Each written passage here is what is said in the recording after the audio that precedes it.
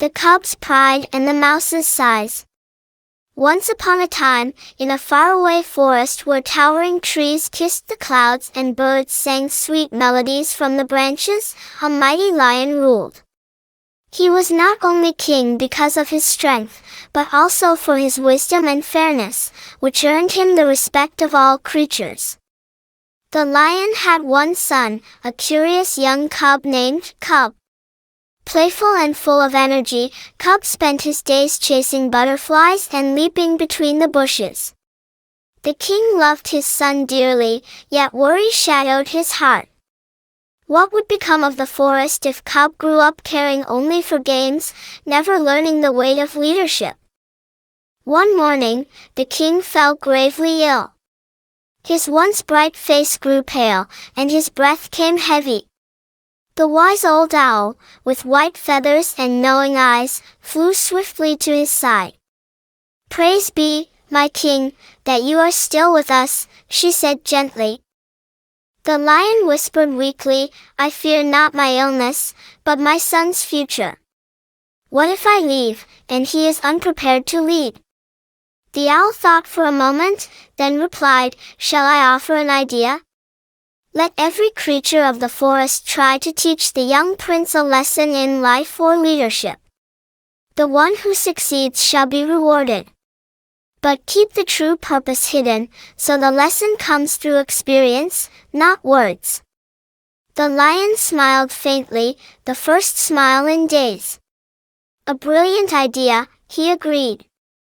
The very next morning, he summoned all the animals and declared, "I offer a great reward to whoever teaches my son a lesson worthy of a future king.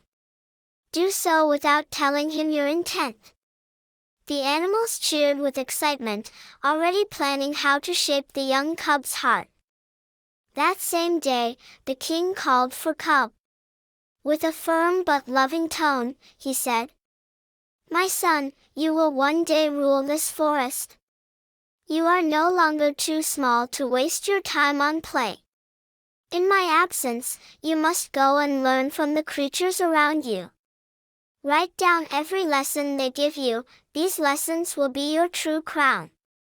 Cub frowned, muttering under his breath, "I am the son of the king. Why should I learn from such simple animals? It is beneath me."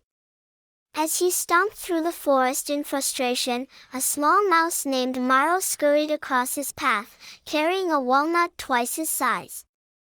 With a cheerful smile, Maro greeted, "Good day, young prince. How is our king's health?" Cub's eyes flared with anger. He roared, "How dare you speak to me so casually? Do you not know who I am?" Terrified, the little mouse dropped his walnut and bowed low. "Forgive me, mighty prince. I meant no disrespect. I only wished to greet you and ask after your father's well-being." But Cub pounced, pinning the tiny mouse beneath his paw, jaws parting as if to swallow him whole. Maro squeaked desperately, "Please spare me. If you do, I promise I will never forget your mercy. Perhaps one day, I may even return the favor." Cub burst into laughter. "You? A mouse helping me? Absurd. A creature no bigger than a berry saving a lion? Impossible." Still chuckling, he let the mouse go. "Run along, little one," he said mockingly. "You amuse me." Days passed. One afternoon, Cub wandered beyond the forest, unaware that hunters roamed nearby. A sharp sting pierced his shoulder, a dart filled with sleep. The world spun, and soon he collapsed. The hunters tied him tightly to a tree, planning to return with a cart and carry him away to the city.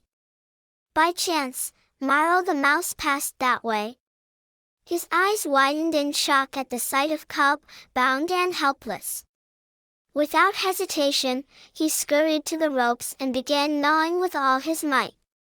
Bite by bite, the cords snapped, and Cub stumbled free. Together they fled into the trees. Watch your step, Prince Cub. Maro squeaked. The hunters set traps. But Cub, still too proud, sneered, because you chewed some ropes, you think you can tell me what to do? I need no mouse to guide me. No sooner had the words left his mouth than, snap, Cub fell into a net trap laid by the hunters. Maro chuckled softly. Perhaps I should leave you now, mighty prince. Don't you dare. Cub roared angrily. I am king of this forest. I'll free myself without your help. Yet no matter how hard he clawed, the net only tightened. Panic gripped his heart as he imagined the hunter's return. His pride melted into fear. At last, Cub cried out, Maro, my friend. Forgive me for my arrogance. Please help me, I need you. From nearby came the mouse's calm voice, I never truly left. Listen well, young prince, greatness is not measured by size or strength, but by deeds. Even the mightiest need help from the smallest. With swift bites, Maro chewed through the ropes once more, and Cub stumbled out, gasping with relief. Side by side, they ran back to the safety of their forest. That evening, Cub opened his notebook and wrote his very first lesson. Never look down on anyone, no matter how small, for even the smallest may save you from the greatest danger. Children, remember. Pride and arrogance make us blind, but humility opens our hearts to the strength of others.